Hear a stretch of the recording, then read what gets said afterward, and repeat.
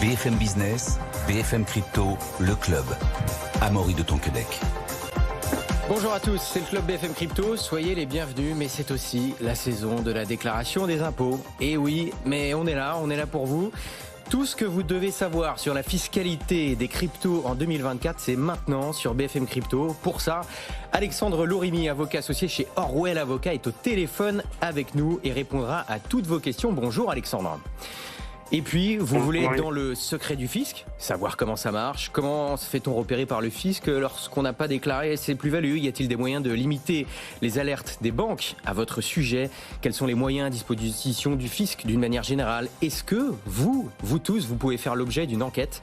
Pour vous expliquer, il a enquêté. Le cofondateur et directeur de la recherche de The Big Way est avec nous. Bonjour Grégory. Salut Amaury. Grégory Raymond. Mais d'abord, on va commencer avec Alexandre, qui je le disais est en ligne avec nous.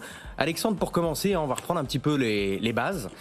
C'est quoi le régime fiscal appliqué aux plus-values en crypto chez nous en France? Bonjour Amaury, bonjour Grégory. Alors, Laurie. Alors on vous entend pas très bien Alexandre, on va peut-être essayer de vous recontacter sur un autre numéro de téléphone que normalement la régie a. Voilà, vous nous dites quand vous êtes de retour, mais là on vous entend pas très bien. On va commencer avec Grégory pour le coup. Donc Grégory, avec vous, on va s'intéresser au fisc. On va soulever un petit peu le capot du fisc, voir un petit peu comment tout cela marche. Dans quelques instants, on reviendra sur comment évidemment déclarer vos cryptos cette année en 2024. Mais d'abord, Grégory, comment est-ce que tout simplement le fisc repère les personnes qui n'ont pas déclaré leur crypto? En fait, bien souvent, l'alerte, elle est donnée par les banques, pas vraiment par les plateformes d'échange. Bon, bien sûr, si vous avez des activités qui peuvent être liées au financement du terrorisme, une plateforme d'échange peut donner l'alerte, mais souvent, en fait, ça vient de la banque. C'est au moment où, en fait, vous voulez encaisser vos euros gagnés en faisant du trading de crypto. Et en fait, si la somme que vous virez sur votre compte, elle est différente des sommes que vous avez l'habitude de recevoir en fait via votre compte bancaire, là la banque va se dire c'est bizarre, il y a une activité anormale par rapport à d'habitude. Donc il le va faire premier un point, à Tracfin. Le premier point, c'est vraiment voilà, si on a une somme inhabituellement importante qui arrive sur notre compte, tout part de là. C'est ça. Par exemple, pour quelqu'un qui gagne 3 000 euros par mois, s'il reçoit 50 000 euros d'un coup sur son compte, ça va être classé comme une activité anormale. Par contre, quelqu'un qui gagne 50 000 euros par mois et qui reçoit un virement de 50 000 euros par mois, ça va pas déclencher des alertes particulières. En fait, c'est vraiment à la carte de chaque contribuable, de chaque client de banque. Et donc, voilà, après, le dossier part chez Tracfin, donc l'agence française en charge de la lutte contre le blanchiment de fonds et le financement du terrorisme. Souvent, en fait, on s'aperçoit qu'il n'y a pas grand-chose de lié à ça. Et en fait, le dossier arrive après chez le fisc. Et c'est là qu'on va regarder plus en détail le dossier du contribuable. Alors, bien sûr, ça peut... Enfin, voilà, il y a tout ça. Mais les banques, en fait, aussi, elles sont, si vous voulez, elles peuvent être... définies comme responsables en fait quand il y a une affaire de blanchiment. Donc en fait quand elles comprennent que l'argent vient d'une plateforme d'échange crypto, souvent crypto c'est très sulfureux venu d'une banque, elle va flaguer tout de suite le contribuable et on se retrouve chez Tracfin tout de suite quoi. C'est comme ça que ça se passe. Bon, donc ça part des banques, puis après Tracfin, puis après vers le fisc. Ouais. Grégory, donc on voit que c'est une somme d'argent potentiellement trop importante par rapport à ce qu'il y a d'habitude. Mais bon, je vous pose la question, mais vous n'êtes pas Tracfin, vous n'êtes pas les banques ni le fisc, mais quand quelqu'un, typiquement, on pourrait se dire, quelqu'un gagne 50 000 euros, je reprends votre exemple, est-ce que s'il le lisse un petit peu ses retraits sur son compte petit à petit, est-ce que ça finalement, ça peut être plus difficile à détecter pour le fisc qu'une grosse somme d'un coup? Je ne vais pas vraiment donner d'astuces pour frauder le fisc, mais c'est sûr que oui, si on veut passer sous les radars, il faut faire en sorte que l'activité sur le compte ressemble à ce qui se passe d'habitude. Bon, et au niveau, donc on a compris qu'en tout cas, la plupart des cas, ça partait des banques. Est-ce qu'on a des moyens pour un peu limiter, entre guillemets, l'alerte des banques, entre guillemets? Alors attention, là, on n'est pas en train de vous donner des astuces pour frauder, mais c'est pour éviter justement des cas où on croit que vous fraudez alors que vous ne fraudez pas. Alors la banque, en fait, quand elle voit que ça vient d'une plateforme crypto, elle peut vous flaguer. Donc l'intérêt, l'astuce que vous pouvez utiliser, c'est de, par exemple, passer par une structure qui s'appelle Mon Pèlerin, qui est un courtier, en fait, qui est installé en Suisse, et en fait, qui va quand vous allez encaisser vos plus-values en euros, en fait, c'est une banque suisse qui va envoyer les fonds sur votre compte en banque en France. Donc votre banque en France ne verra que le virement d'une banque en Suisse. Donc il n'y aura pas donc l'étiquette crypto qui pourrait faire un peu peur à votre banque.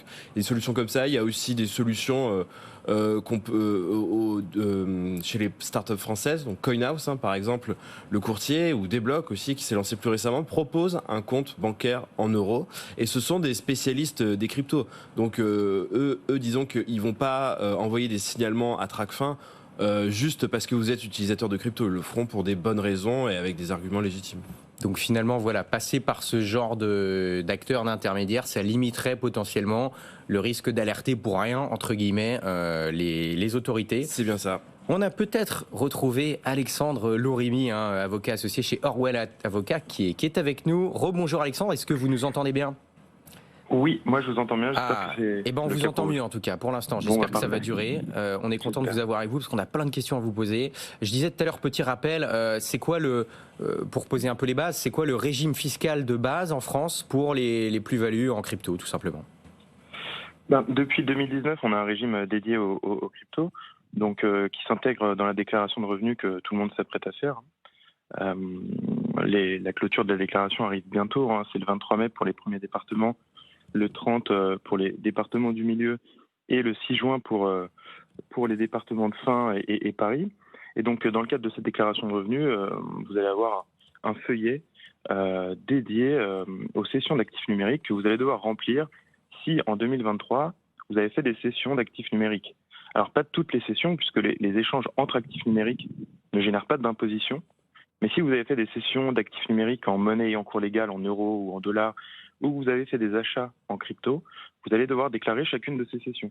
Et donc, pour chacune de ces cessions, il va falloir déclarer la date, évidemment, de cette cession, son montant en euros, et deux données un peu plus compliquées à retrouver si on ne l'a pas suivi au fil de l'eau, c'est le prix total d'acquisition du portefeuille, tout l'argent qui a été investi dans l'acquisition d'actifs numériques, et la valeur globale du portefeuille à la date de la cession. Donc Alexandre, si on résume, ne sont imposables que les cryptos revendus qui sont passés en monnaie fiat, en euros, en dollars, etc. Les transactions entre cryptos sont pas imposées.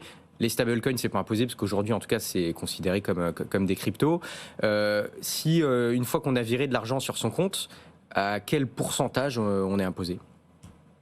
Alors, ça, c'est un bon point parce que la déclaration est bien au titre de la cession. C'est-à-dire que même si on a vendu en dollars ou en euros des cryptos sur son compte, sur sa plateforme d'échange et qu'on n'a pas rapatrié l'argent sur son compte, on doit quand même faire une déclaration. Le taux d'imposition, il est de 30% par principe. 30%, c'est la somme de toutes les plus-values et de toutes les moins-values calculées sur chacune des sessions réalisées au cours d'une même année. C'est la flat tax finalement. Exactement, c'est le flat tax. Et comme en bourse, depuis cette année, c'est la première fois que c'est possible, il est possible d'opter pour le barème progressif. Donc si, compte tenu des montants et des autres revenus imposables, c'est plus intéressant d'être au barème, il faudra cocher une case express et qui est dédiée à cet effet depuis cette déclaration 2024. Ce que vous nous dites, Alexandre, c'est assez intéressant, c'est que finalement, alors on est imposable que sur les cryptos, que sur, les gains cryptos qui sont arrivés sur notre compte en banque, mais il faut quand même déclarer les cryptos, même si on les a pas encore transférés sur notre compte en banque, c'est ça ? C'est-à-dire que même sur notre plateforme d'échange crypto, il faut quand même les déclarer, ces gains-là, même s'ils ne sont pas encore virés sur notre compte en banque. Absolument. Ce qui compte, c'est vraiment la date du trade crypto fiat. Bon, et justement, tant qu'on est là-dessus, on a des questions, notamment de Jean-Baptiste qui nous a écrit tout à l'heure, d'ailleurs n'hésitez pas à nous écrire. Quels sont les comptes à déclarer finalement ? Qu'est-ce qu'on doit déclarer, Alexandre ? Alors ça, c'est très important. En fait, indépendamment de la déclaration dont on vient de parler, qui s'applique en cas de cession, il y a aussi une déclaration des comptes détenus à l'étranger. Donc si vous avez un compte d'actifs numériques auprès d'une société qui n'est pas domiciliée en France, il faut porter l'existence de ce compte à la connaissance de l'administration. Et là, ça se fait via un formulaire dédié dans la déclaration, qui est le 3916 bis. Et sur cette déclaration, on doit indiquer les coordonnées de ce compte, le mail qu'on utilise pour se connecter au compte, mais pas les montants et pas l'historique des transactions. Si le compte en question est français, il n'y a pas besoin de le déclarer ? Exactement. En fait, si le compte est français, c'est pas nécessaire. Si c'est une plateforme étrangère qui a installé une filiale en France, c'est plus nécessaire en principe. Et si c'est un compte non custodial, c'est-à-dire quand l'utilisateur détient lui-même ses clés privées, type un Ledger ou un MetaMask, Ça non plus, c'est pas à déclarer pour le moment. Ah, justement, Jean-Baptiste nous demandait aussi, est-ce qu'il y a des comptes à ne pas déclarer? Finalement, c'est quoi? C'est que les comptes d'exchange centralisés, domiciliés à l'étranger, qu'il faut déclarer? Exactement. Voilà, c'est les comptes auprès de sociétés qui détiennent des cryptos pour notre compte finalement.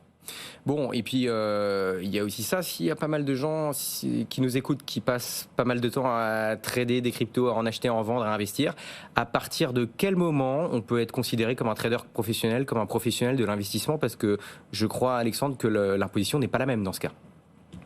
Exactement. L'imposition est beaucoup plus importante et le reporting comptable est beaucoup plus exigeant. Mais en fait, il faut se rassurer parce que c'est vraiment une infime minorité de personnes qui vont être concernées par une potentielle requalification. L'administration fiscale l'admet, elle l'écrit noir sur blanc dans sa doctrine. C'est des cas très très exceptionnels où finalement on retrouve deux critères principaux. Des opérations d'une certaine ampleur et donc c'est relatif, mais on va regarder les volumes, les gains, le nombre de transactions, le temps que ça peut prendre à la personne. Mais ça veut dire quoi? On a des chiffres là-dessus, ou alors c'est Non. un peu subjectif? Aucun chiffre, mais si vous voulez, en jurisprudence, sur les opérations de bourse classiques, on a des exemples où c'est des gens qui avaient des volumes de plusieurs milliards d'euros. Donc c'est vraiment, c'est vraiment des cas très rares. Et le deuxième critère important, c'est la sophistication des moyens. Et donc en plus d'avoir un volume et des montants importants en jeu, il faut utiliser des méthodes qui pourraient s'apparenter à celles d'un professionnel. Alors en crypto, c'est un peu difficile de faire la différence puisque les outils sont mis à disposition de tous finalement. Et donc faire des trades avec un peu de levier de temps en temps, ça ne fait pas de vous un professionnel. Mais il faut avoir une approche sophistiquée du risque, potentiellement emprunter des fonds pour pouvoir les investir, faire beaucoup de leviers. Voilà. Bon, ce que vous nous dites, c'est que la plupart des gens ont une certaine marge finalement, c'est quand même un nombre assez limité de personnes que ça concerne. Oui, pour moi, la marge est quand même très très importante. Et pour l'administration fiscale aussi, c'est écrit, ils reconnaissent le caractère exceptionnel de cette requalification. Bon, et Alexandre, on peut gagner de l'argent en investissant en crypto, mais malheureusement, on peut aussi en perdre. Il y a Cyril qui nous écrit, pour les moins-values, quel impact, comment c'est imposé, est-ce qu'il y a un report possible des moins-values? Ça, c'est la réelle injustice du régime fiscal sur les cryptos. Contrairement à tous les autres régimes fiscaux, les moins-values réalisées au cours d'une année ne sont pas reportables sur les plus-values de l'année suivante.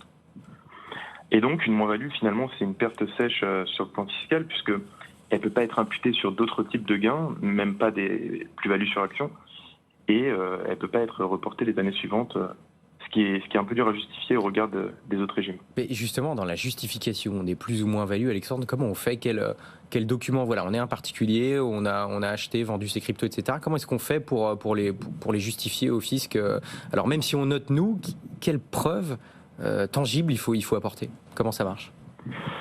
Le problème, c'est que l'information n'est pas normée encore en matière de crypto. Il n'y a pas de relevé bancaire ou d'équivalent.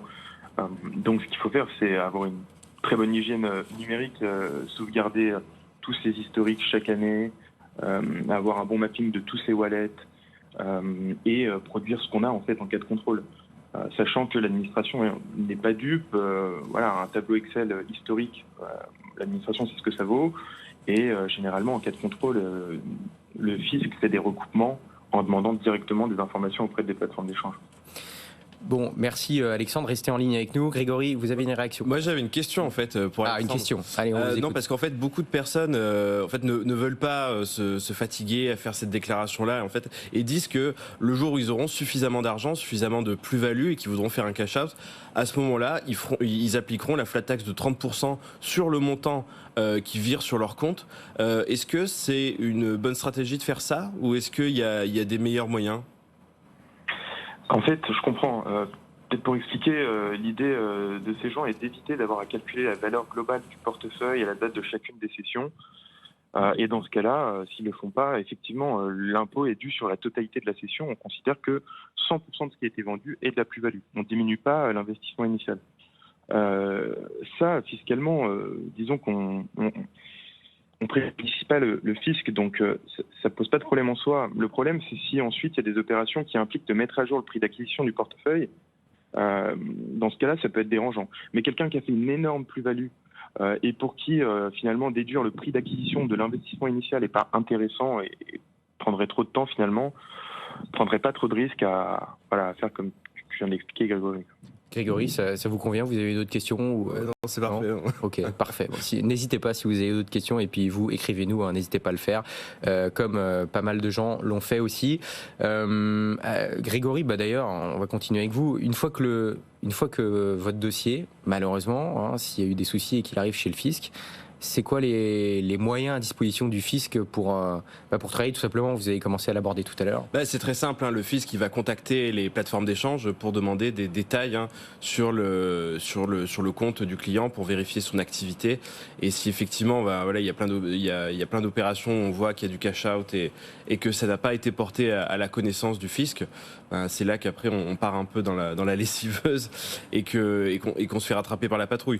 Mais aussi le fisc, hein, comme beaucoup d'agences en France qui sont liées aux aspects financiers, ils disposent d'outils d'analyse on-chain, donc de type chain analysis. Donc c'est des outils en fait qui permettent de retracer donc toutes les transactions réalisées par quelqu'un, toutes les plateformes sur lesquelles il est allé, Et du coup, tu vois, quand on dit que les cryptos sont anonymes, c'est totalement faux en fait, parce qu'on peut totalement retracer, et l'État, le fisc, a ces moyens-là à leur disposition. Alexandre, justement, dans cette... alors Grégory a en partie répondu à la question, mais il y a Cyril qui nous demandait, qui m'a écrit et qui m'a dit « Le fisc a-t-il accès à mes opérations ?» Alors, par rapport à ce que vient de dire Grégory, c'est vrai qu'il peut utiliser des outils comme Chain Analysis, mais est-ce que les plateformes sont censées être coopératives et dévoiler toutes les opérations qui ont été faites avec elles par leurs clients, par exemple? Alors, en France, oui, puisque si elles ne coopèrent pas, elles peuvent être sanctionnées d'une amende, donc elles n'ont pas le choix. Hors de France, en fait, ça va dépendre des accords de coopération entre la France et les États concernés. Et donc, généralement, la France a un très grand réseau d'accords, mais parfois, ça peut prendre très longtemps. Enfin, dans certains pays, par exemple, il faut passer devant un juge avant de devoir communiquer à un tiers des informations privées. Donc, ça peut prendre plusieurs mois, voire parfois des années. Donc, en principe, oui, mais ça peut être long. Bon, et donc, en fait, Grégory, ouais. Il me semble que c'était l'année dernière ou il y a 2 ans, Kraken, donc la plateforme d'échange américaine, avait publié un peu des statistiques, hein, sur toutes les demandes que la plateforme recevait de la part de différents États. La France était en bonne place. Kraken est une plateforme américaine, donc il y a des échanges quand même assez évidents entre les États-Unis et la France. Après, je pense que si vous êtes sur une plateforme asiatique, à mon avis, les choses se font un peu plus lentement. Mais pour ceux qui utilisent Kraken, Coinbase, ça va relativement vite. Bon, donc finalement, les échanges, en tout cas, se font entre les plateformes et le fisc français, a priori. Je propose qu'on fasse un petit point quand même sur ce qu'il en est au niveau du stacking, et notamment Néo qui m'a écrit sur X et qui avait des questions là-dessus. Alexandre, donc le stacking, on rappelle rapidement ce que c'est. C'est quand on délègue certains de nos tokens pour sécuriser certaines blockchains, on peut recevoir dans certains cas des récompenses en crypto. Donc on les reçoit gratuitement, je mets des guillemets parce qu'on délègue quand même des tokens, donc on prend un certain risque. Mais qu'en est-il de l'imposition de ces rendements passifs en stacking? Alors là-dessus, il y a la théorie et la pratique. En théorie, il faudrait pouvoir valoriser en euros ces récompenses et les déclarer en revenu non commercial au titre de l'année de réception, même si les récompenses ne sont pas vendues en fiat. Ça, c'est la théorie, et c'est pas tellement ce qui est appliqué en pratique. En pratique, les gens l'intègrent dans leur portefeuille d'actifs numériques à zéro, donc ne font rien au titre de la réception de ces récompenses, et les déclarent comme des plus-values d'actifs numériques au titre de l'année de cession en fiat. Et ça, c'est quelque chose qui va probablement évoluer, puisque en fin d'année 2023, un amendement a été déposé dans le cadre du projet de loi de finances pour 2024, et l'amendement visait justement à consacrer l'imposition dès l'année de réception. Il a été retiré parce que les autorités se sont rendues compte que ça allait générer beaucoup de questions pratiques. Quand valoriser, est-ce qu'il faut le faire chaque jour, est-ce qu'il faut le faire à chaque bloc, Est-ce qu'on peut tolérer de le faire chaque semaine ou chaque mois? C'est ça, c'est très compliqué parce qu'en fait, ces récompenses, elles sont en crypto. Les cryptos, c'est quand même assez volatile, donc ça dépend, à quel moment on valorise ça. Et du coup, Alexandre, là-dessus, on en est où? Vous pensez que ça pourrait être appliqué, ça? C'est que repoussé puis ça va être appliqué? Je pense qu'on peut aboutir à quelque chose qui ressemblerait à ça, mais en plus simple, du type, une valorisation par mois de toutes les récompenses et une déclaration annuelle en euros. Donc l'amendement a été retiré pour l'instant dans l'attente de trouver justement un mécanisme viable pour les contribuables. Et même mais question... je pense que ça va revenir. Ok, très clair. Même question pour les fameux airdrops. Donc les airdrops, pour ceux qui ne verraient pas ce que c'est quand on délègue des tokens à certaines blockchains ou qu'on fait certaines actions, certains protocoles vont nous donner en récompense une somme de tokens. Donc sur le principe, c'est un peu des tokens entre guillemets, je dis bien, qui tombent du ciel. Même question que pour le stacking. On en est où de la fiscalité des airdrops? Alors là-dessus, on n'a aucune précision de la part de l'administration fiscale. Et le problème, c'est qu'il y a une multitude de situations différentes qui peuvent avoir différents impacts sur le plan fiscal. En fait, il y a une grande différence entre la personne qui est un développeur et qui a beaucoup généré de lignes de code pour toucher le airdrop Starknet et quelqu'un qui utilise 3 fois un protocole et bénéficie d'un airdrop sans avoir pas fait grand-chose. Dans un cas, on pourra assimiler le airdrop comme une sorte de revenu d'activité. Dans l'autre, on pourrait presque l'assimiler à une sorte de gain de jeu non imposable. Mais entre ces deux extrêmes, il y a plein de situations différentes et aucune précision de l'administration à ce jour, malgré les montants assez importants perçus. Donc c'est un peu la même question qu'on avait aussi pour le trading tout à l'heure. C'est est-ce que c'est une activité professionnelle ou pas, quoi? C'est un peu ça. Voilà, c'est un peu la même logique. Grégory, ouais. On peut avoir une pensée pour nos amis du fisc qui ne doivent pas s'amuser tous les jours avec ces nouveaux termes, ces nouvelles techniques, et ça change constamment. Donc il faut savoir s'adapter, quoi. C'est clair que c'est pas évident. Et justement, Grégory, vous qui êtes notre enquêteur du fisc du jour, si le fisc, si vous faites l'objet d'une enquête, si vous êtes l'heureux élu et que le fisc veut faire une enquête sur vous, est-ce que ça peut arriver à tout le monde? Oui, ça a des critères. Bien sûr, ça peut arriver à tout le monde, mais après le fisc, c'est presque un peu comme une entreprise. Il faut que ça vaille le coup financièrement de lancer une enquête sur quelqu'un. Si c'est pour 200 € et que l'enquête va prendre plusieurs jours de recherche, je doute qu'on ouvre vraiment le dossier. Par contre, si on parle de dizaines de milliers d'euros, oui, ça vaudra peut-être le coup qu'un inspecteur du fisc se prenne votre dossier individuellement. Mais il y a quelque chose qui va changer, c'est la directive européenne DAC 8, donc qui a été votée en fin 2023 et qui va instaurer l'échange automatique d'informations pour toutes les plateformes d'échange crypto qui sont en Europe. On l'a vu avec Alexandre il n'y a pas longtemps. Si vous êtes une plateforme d'échange, par exemple autrichienne, mais qui adresse le marché français, si le fisc veut des renseignements, il doit être proactif et il doit s'adresser à la plateforme d'échange pour avoir les informations. Là, ça va s'inverser. Les plateformes d'échange vont devoir envoyer automatiquement toutes les informations qui concernent un client qui est français. Et donc, on va l'envoyer automatiquement au fisc français. Donc, ça devrait être beaucoup plus efficace, finalement. Ah oui, ça devrait être très, très efficace. Et si tout est automatique, il n'y a plus vraiment besoin de faire d'enquête. Donc, même quelqu'un, potentiellement, qui juste essaye de frauder 200, 300 €, enfin, un peu plus, parce qu'il y a une exception jusqu'à 305 €, mettons 1 000 €, cette personne-là aura de fortes chances de se faire attraper. On ne sait pas exactement quand est-ce que ça entrera en vigueur. Il me semble que c'est 2025 ou 2026, peut-être qu'Alexandre aura des détails là-dessus, mais voilà, c'est pour très bientôt. Alexandre, on a fini, mais je ne sais pas si vous voulez réagir en quelques secondes à ce que vient de dire Grégory. Oui, c'est les dates qui sont prévues et il y a le corollaire international, puisque là, c'est les États membres de l'Union européenne. Il y a aussi CARF, donc au niveau de l'OCDE, qui réunira beaucoup plus de pays que le simple territoire de l'UE. Merci beaucoup d'avoir été avec nous, Alexandre Loribi, donc avocat associé chez Orwell Avocat. On n'a pas pu répondre encore à toutes vos questions, mais on ne vous oublie pas, on reparlera de ce sujet bien évidemment dans les semaines qui viennent. Merci d'avoir été avec nous, Grégory Raymond, cofondateur de Bigwell et directeur de la recherche. Merci d'avoir été avec nous. Rendez-vous demain 15h pour les pros des cryptos. BFM Business, BFM Crypto, le club.